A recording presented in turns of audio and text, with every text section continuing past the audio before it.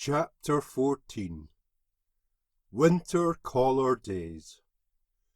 During 2017, we visited all of Tashi's favourite local hills, and we began in April with the Hwangi and Aucheneden Hill. When Tashi was younger, he was way too fit for me, and I'd be left trailing in his exuberant, joyful wake. He'd always wait for me to catch up, though, even if it was just to give me that now familiar look of abso disdain. We've grown into our middle age together, put on a few pounds, developed an aversion to extreme weather, and these days our walks are usually conducted at a more leisurely pace, and sometimes it will even be Tashi occupying the rear. Noo, old two legs might like to make out that I've slowed down, and I even let him think he's leader of the pack from time to time these days. But it's all part of his training, and I have to say, he's no that quick in the uptake. Tashi loves this walk. We first did it when he was only 9 weeks old. He is becoming an old man now, but even so he gallops along the path, paws pounding on the earth and drumming out a relentless rhythm. He leaps over a huge puddle without breaking stride, and then bounces off-piste on a trampoline of fern. In no time my base layer is soaking, and I have to resort to my old rucksack ploy. If I take my sack off and stop, the footlight goes on in the abso brain, and in no time Tashi will be by my side again. Here he comes, looking a touch on the grouchy side, though.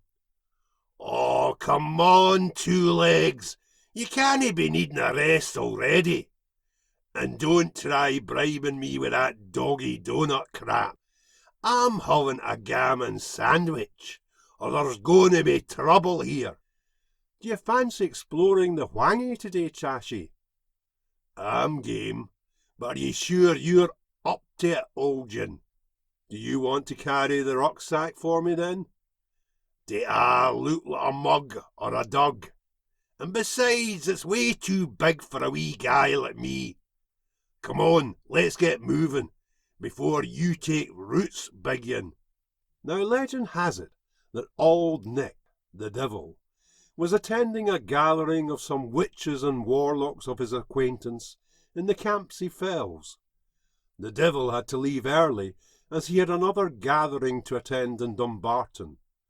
En route to this assignation, and apparently in a somewhat jovial mood, Old Nick thrashed his horny tail against the side of Aucheneden Hill, and created a ravine-like cleft in the rock escarpment that we now know as the Hwangi.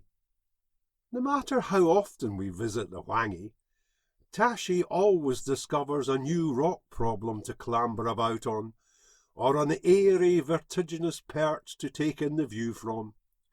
He has no fear, but watching him my heart is always in my mouth. Once through Old Nick's handiwork, we head up towards the summit of Aucheneden Hill on well-kent ground. There are a few standing cattle in our way, and given Tashi's predilection towards chasing sheep, I decide not to risk it, and put him on his lead to ensure he maintains a healthy distance from our bovine friends. The cattle prove to be of little interest, as he spots a party of 3 elderly men descending towards us. Now for Tashi, this is a win-win encounter, however it turns out. If they are friendly, he gets a snack and plenty of attention. If not, then he has an equally welcome opportunity to bark and growl, and either way he is centre stage. The old guys let Tashi come to them, and this is the best way to encounter my wee abso. In Tibet they were prized for being wary of strangers, and were used by lamas to guard the temple shrines. As such they were highly auspicious dogs, and were only ever given as gifts. I start to blether with the old boys, but I sense Tashi obviously isn't keen to linger. So why did you call him Tasha? One of the old boys asks. Tashi glowers at him darkly, but I choose to ignore his mispronunciation and answer his question. He's a Tibetan dog, so I wanted to have a name that reflected that. Has he climbed any Munros then? Oh, don't get him started on that or we'll be here all day. And by the way, Olgin, I'm no called Tasha. That's a lady's name, and I'm a boy. That's enough, Tashi. What have I told you about talking to strangers? Oh my, oh my. The old boys think you're mad now, big un. Talking to your daft wee dog like he understands. I meant to say barking. I just like to imagine he speaks to me using English, but dogs, further words fail me, and an awkward silence ensues. The old boys are now looking slightly alarmed and a little uncomfortable in my presence. Tashi is regarding me smugly, and for once I'm hoping he starts with the dingo barking, but of course he doesn't. The elderly gents mutter hasty goodbyes and scuttle away from a chance encounter that has suddenly turned weird on them. I have often been asked about Tashi's name and its origins, something that surprises me, since it seems entirely obvious. Firstly, he might well have been named Jomo, but for the early intervention of a Bompo Tulku, who just happens to be my oldest friend, both in age and in the duration of the crossing of our paths through samsara. Now my little dog spent much of his daylight hours at puppy kindergarten with Yundrung Tenzing, and within a couple of weeks they had both decided that Tashi was Tashi, which incidentally means auspicious. Much later I learned that the Dalai Lama had once owned an Apso called Tashi, given to him by one Tenzing Norgay. Apparently the Dalai Lama's dog reminded him of a rather grumpy old monk from his childhood, and from all accounts His Holiness's Tashi was a rather feisty little dog, rather like someone of my particular acquaintance and 11-year association. However, it might surprise you to learn, and you may well laugh, but Tashi can be quite the little monk when called upon. On first meeting Lama Kimsa Rinpoche, he prostrated himself appropriately, and then promptly sat himself in the Lama's lap, much, I have to say, to the apparent delight of the beloved Bompo master. Indeed, Rinpoche was gleefully heard to comment that Tashi preferred to be beside him, rather than with his aspiring pack leader. He was given many matri blessings. I have to confess that my ego was slightly bruised by this, and that was Tashi's first lesson to me. Nearing the summit, I released Tashi again to let him run free. This is undoubtedly his favourite part of the walk. The paths hereabouts are great for galloping along, and there are always numerous puddles to leap over. On a good day the view can be great too, but as we cross the boggy moorland plateau, low cloud and hazy mist obscures the views up Loch Lomond to the start of the Highlands. Tashi will be 12 next May, and in recent months his epilepsy has worsened, and so I must now accept that his remaining time may well be much shorter than my little lion deserves, and there will most certainly be no more Munros or big hills for him. Thinking of things that I might do to fill the huge void in my life his passing will inevitably leave, I suddenly find myself thinking that I could work on my fitness and have one last bash at the inaccessible pinnacle, and complete the Munros in a final, albeit more dilapidated spurt for glory. Then I realise it would be an entirely pointless exercise. I could not do the 9 Munros that I'd very nearly done with my wee Apso when he was in his absolute prime. finally approaching the milestone of 59 years, I can finally lay the bagging dragon to rest, and know with absolute certainty that I do not want to complete the Munros. It would be nothing more than an act of betrayal if I did. I will have no problem returning to places and hills we have enjoyed together when Tashi was in his prime, but I will not be returning to those 9 lost Munros. They would only remind me in the cruelest possible way that our canine friends live much shorter lives than us, and for them there may not be another day. So as it turns out, I climbed my last Munro in 2011, partly in the company of my old bagging mate David Smith, who did his last Munro in the same day, although his was Luaig Mor and mine was Bidjan na Corrishiirgech. The dump truck was on better form than me that day, and moving much faster than I cared to go. For reasons that need not be elaborated upon here, we managed to miss each other somewhere between the 2 summits, and for an hour or so that day I did think that the dump truck might well have come to grief of some kind. I was therefore very glad to see him safe and sound back at the welcome sanctuary of the remote Ronaig Bothy. Largely, it has to be said, because I was not relishing the thought of a long walk out to raise the alarm about my missing mate. Happily, the dump truck was unharmed, and had bailed out after Luigmore. The following day we left Ronaig Bothy, and for 5 miserable hours we endured weather hell, stoically battling and stumbling our way back to civilization through an epic storm, which these days would have been given a name, like Nigel or Sharon. Even so, I am quite sure the thought of not climbing another Munro was still the furthest thing from either of our minds, but since then neither of us has, and nor do we harbour any plans to do so. The dump truck, once the most relentless of Munro baggers, has retired from the game on 233 not quite out, and these days he likes to take pictures of aircraft and awesome night skies. When we last spoke, he had no plans to climb another Munro. As for me, I shall retire on 248 not out, although but for the tinkering with the list by the OS and the Scottish Mountaineering Club, it would be 253.